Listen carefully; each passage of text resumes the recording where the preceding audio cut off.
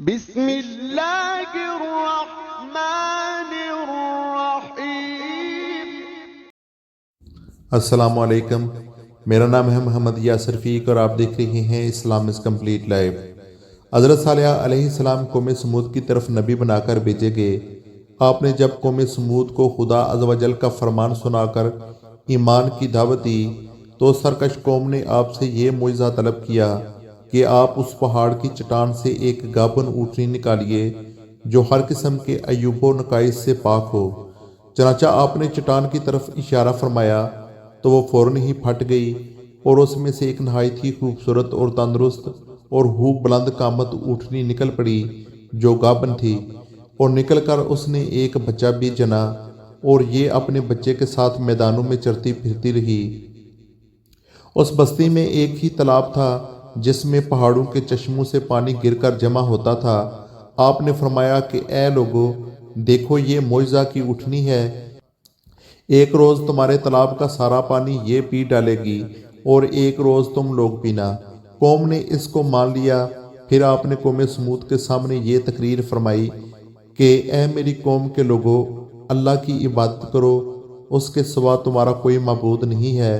تمہارے پاس تمہارے رب کی طرف سے ایک روشن دلیل آ چکی ہے،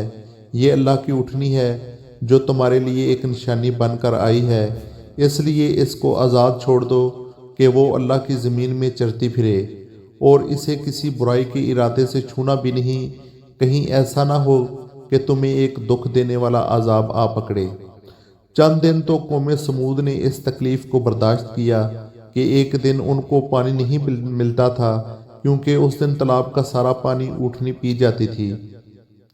اس لیے ان لوگوں نے طے کر لیا کہ اس اونٹنی کو قتل کر ڈالیں۔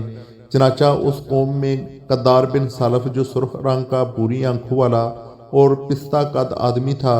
اور ایک زناکار عورت کا لڑکا تھا، ساری قوم کے حکم سے اس اونٹنی کو قتل کرنے کے لیے تیار ہو گیا۔ حضرت صالح علیہ السلام منع ہی کرتے رہے،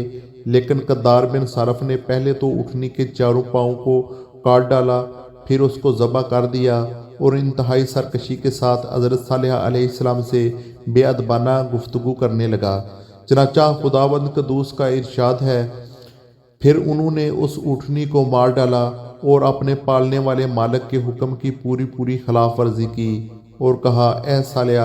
اگر تو واقعی خدا کے پیغمبروں میں سے ہے تو پھر لے آ وہ عذاب جس کی تو ہمیں دھمکیاں دیتا رہا ہے۔ قوم سمود کی اس سرکشی پر خدا نے عذاب بھیجا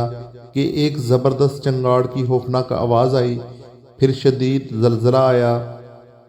جس سے پوری آبادی اتھل پتھل ہو کر چکنا چور ہو گئی، تمام عمارتیں ٹوٹ پھوٹ کر تہس نہس ہو گئیں، اور قوم سمود کا ایک ایک آدمی گھٹنوں کے بل اوندا گر کر مر گیا۔ قرآن مجید نے فرمایا، تو انہیں زلزلہ نے آ لیا تو صبح کو اپنے گھروں میں اوندے رہ گئے۔ حضرت صالح علیہ السلام نے جب دیکھا کہ پوری بستی زلزلوں کے جھٹکوں سے تباہ و برباد ہو کر اینٹ پتھروں کا ڈھیر بن گئی اور پوری قوم ہلاک ہوئی تو آپ کو بڑا صدمہ ہوا،